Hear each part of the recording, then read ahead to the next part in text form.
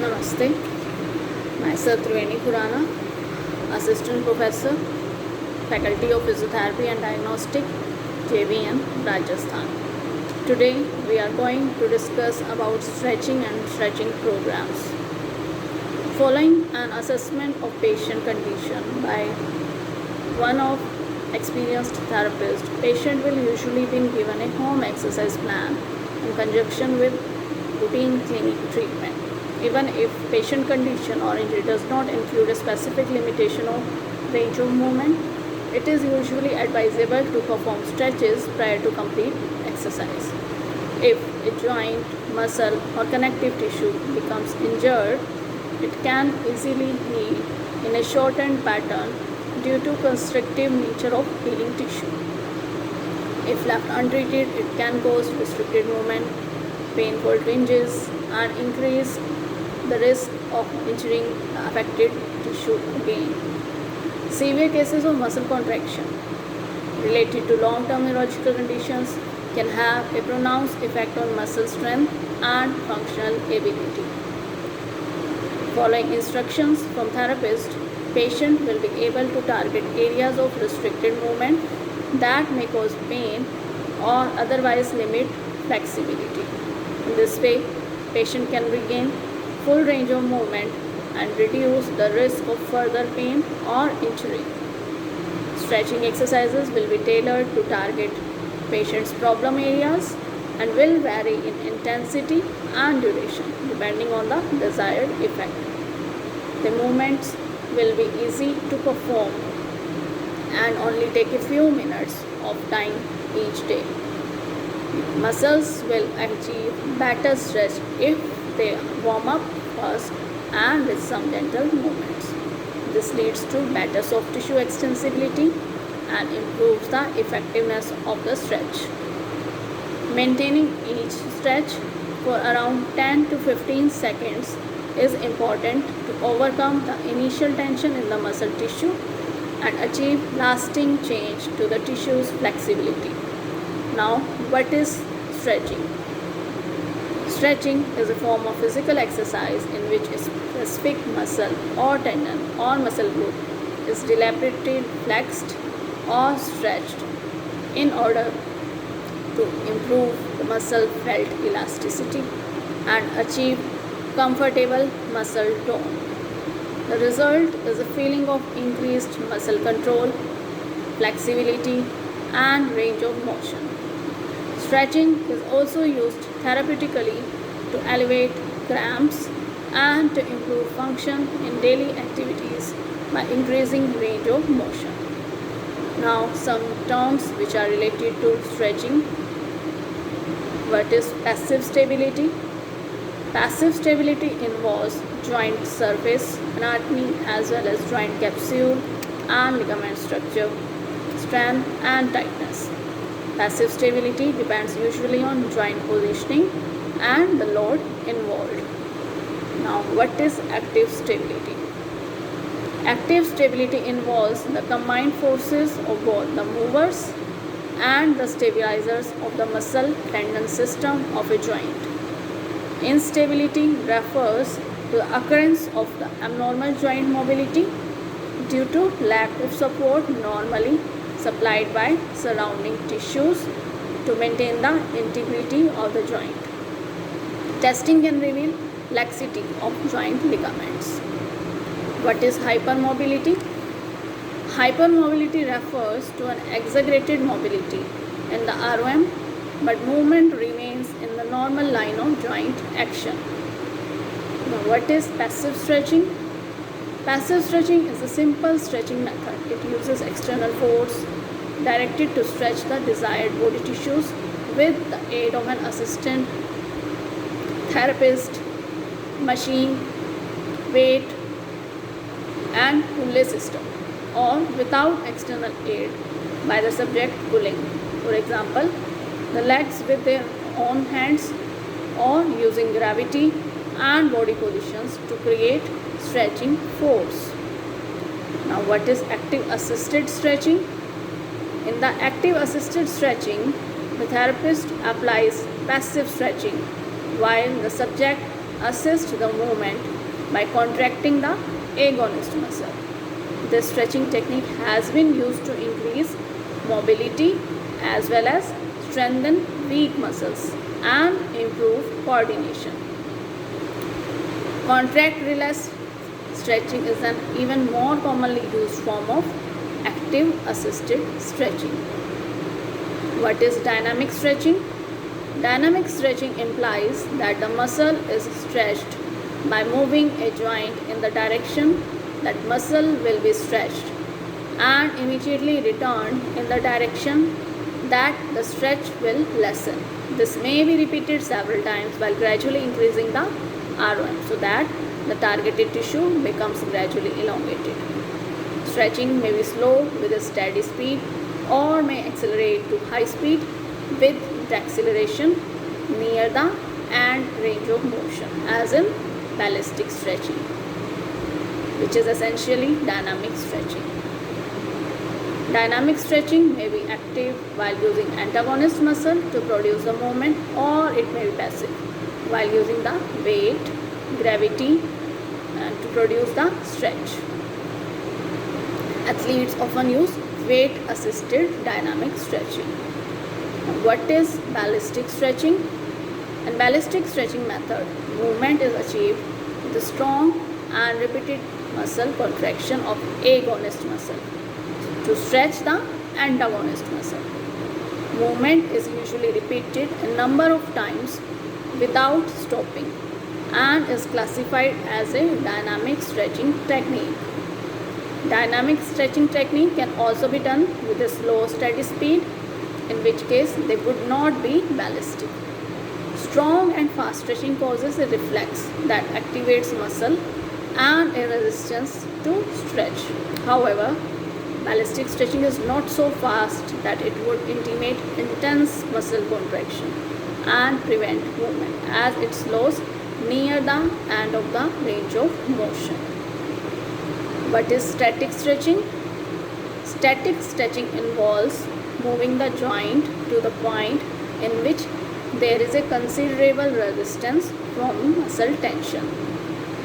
The stretch is maintained at this point until reduction of tension takes place, and then the joint is returned so far that the stretch is released. Static stretching may also be repeated several times. It also includes an active component when moving to the stretch position and again when returning from it. What is contract relax stretching or CR stretching? After the static stretching technique, CR stretching is the next most popular technique for improving flexibility. It can be done with and without an assistant, as in passive stretching technique. A pre-stretch position is used during the initial stage by moving the joint as far as possible until resistance is significant. The subject then uses isometric contraction to tense the antagonist muscles, while the therapist resists the movement for 5 seconds, or the body part is placed against a firm object. The subject then relaxes the muscle while the joint is stretched further until the muscle tendon system becomes tight again. This contract relax stretch cycle can be repeated several times. Now, what is contract relax agonist contract stretching? CRAC. Contract relax agonist contract stretching. This technique involves the CR stretching technique, after which there is a dynamic contraction of agonist muscle. Describing the technique from beginning, the subject initially moves the muscle tendon unit into a stretched position and tenses the muscle against a therapist or an object that will resist the movement. The subject then relaxes these antagonist muscle and allow the stretch to increase by contracting the agonist muscle. The subject then preserves the new stretch position with the new position against the support, and cycle is repeated. The complete stretch cycle includes the isometric contraction of antagonist, relaxation of antagonist, and dynamic contraction of agonist. That is contract, relax, agonist, contract. This technique is also referred to in the literature as the hold relax technique, that is HR technique. Passive stretching occurs while the body part is moved to the first phase, and some therapists also uses passive stretching to the end of the active contraction. This technique makes use of the active contraction in both the agonist and the antagonist. Now, what is agonist contract stretching?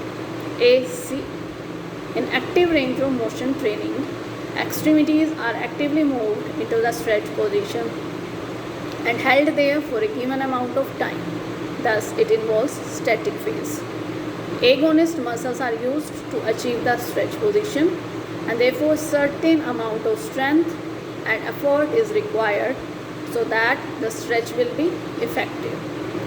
This stretching technique is not suitable in conditions of trauma or overstrain where contraction of agonist muscle provokes pain or the muscles are weak. Now, what is tissue response towards immobilization and the elongation? What is immobilization, or what can do immobilization? Immobilization causes not only significant changes in structure but also affects neural mechanism of muscle contraction. Thus, muscle strength may weaken much more during the early stages of immobilization than the changes in size. Muscle atrophy accompanied with an increase in other connective tissue which are not able to contract and have lower stretchability. Long-lasting immobilization also causes changes in joint structure which leads to stiffness and restriction in range of motion as a result of constriction of joint capsule and ligaments. Thus, early mobilization has become common practice after surgery and trauma. Joint position and muscle tension during immobilization following surgery or trauma may cause changes in muscle length. There is an increased risk of muscle atrophy if there is immobilization of joint with muscle in the shortened position. Sarcomere loss can be prevented with as little as 30 minutes of intermittent stretching per day. Position in which muscles are slightly stretched causes an increase in the number of sarcomere and position of muscle. The muscle adapts by growing in length. Immobilization in a stretched position for 30 minutes a day after 6 weeks resulted in structural changes. During immobilization of a muscle in a semi-contracted position, it is possible for the amount of sarcomere to reduce by as much as 35%, while shortening in length and muscle strength will be reduced. There are some factors which affect the flexibility of tissues, and these are tissue water content, tissue chemical structure, relation between collagen and elastin fibers, complex matrix structure of connective tissue fibers, structures between and that bind together connective tissue fibers, amount and direction of connective tissue fibers, extent of fibers running transverse to each other, relation between slow and fast muscle fibers, and last is shape of muscles. Changes in flexibility may cause biomechanical problems also in function of locomotor system. Shortening of muscles will restrict range of motion and causes less efficient movement patterns, resulting in unnecessary stress, which can often lead to inflammation and pain. Early detection of decreased mobility is important in the prevention of disability. With restricted mobility for an extended period of time, elastic connective tissue will gradually be replaced by fibrous tissue. Now, what is muscle tightness? Feinberg and Krivickas have produced a series of tests to measure Stiffness in body structures. Points based on 5 tests involves both lower extremity to obtain muscle tightness score. Muscle tightness score maximum score is 10, which indicates extreme stiffness. Testing the mobility of muscle tendon unit IT band by the Ober's test or Ober's maneuvers. This test can be used in a prone position with the legs stretched out. One leg is abducted with the knee flexed to a right angle. Hip is then extended and then adducted by lifting at the ankle. The test is given a point if adduction does not reach the middle line. Next, testing for rectus femoris tightness. How? In this, knee flexion is measured while in a supine position with the hip flexed to right angle and then while lying prone with hip extended. Test is given a point if angle difference is at least 10 degree. Now next test for iliopsoas tightness, which is seen in Thomas test. In this, the patient lies supine and flexes one hip to draw flexed knee as far as possible up to chest. A point is given if the other leg flexes as well. Next is test for hamstring tightness. In this, the angle of passive knee extension is measured while the patient is lying supine with the hip flexed to a right angle. The test is given a point if the angle is at least 25 degree. Next is test for triceps turae tightness. In this, dorsiflexion of the angle is measured while patient is lying supine with the hip and knee extended. The test is given a point if the angle is not more than 5 degree. Now what is hypermobility? Hypermobility refers to the range of motion that extends past the normal physiological limits. It is commonly considered as a contraindication to stretching when an individual has several hypermobile joints. It is known as hypermobility syndrome. Testing of hypermobility is commonly achieved using Bacon system of evaluation. When we can say the joint is hypermobile, some of the examples are extension of metacarpal joint of little finger past 90 degree. Next example, bending of thumb reaches forearm on the flexor side. Next example, elbow mobility over 10 degree. Next example is knee extension over 10 degree. And the last example, when the hands can be placed flat on the floor while bending forward with knees locked. If the total is, points are added separately for the upper and lower. If the total is at least 4 with the 9 being the maximum, then indication will be suspected as hypermobility. Now what the purpose of stretching? The purpose of stretching is to increase the elasticity of muscle, tendon, fascia, joint ligaments and joint capsules. Furthermore, stretching exercises aim to relax the neuromuscular system in general. Now, what is static flexibility? Static flexibility refers to the extent of stretch attainable passively while muscles are fully relaxed.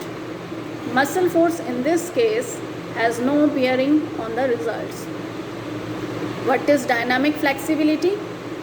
Dynamic flexibility refers to the ability to self-actively move a joint using those muscles surrounding it. In this situation, the agonist muscles contract to produce movement in the same direction while Opposing muscles or antagonist relax to allow movement yet remain active enough to preserve joint integrity. Thank you.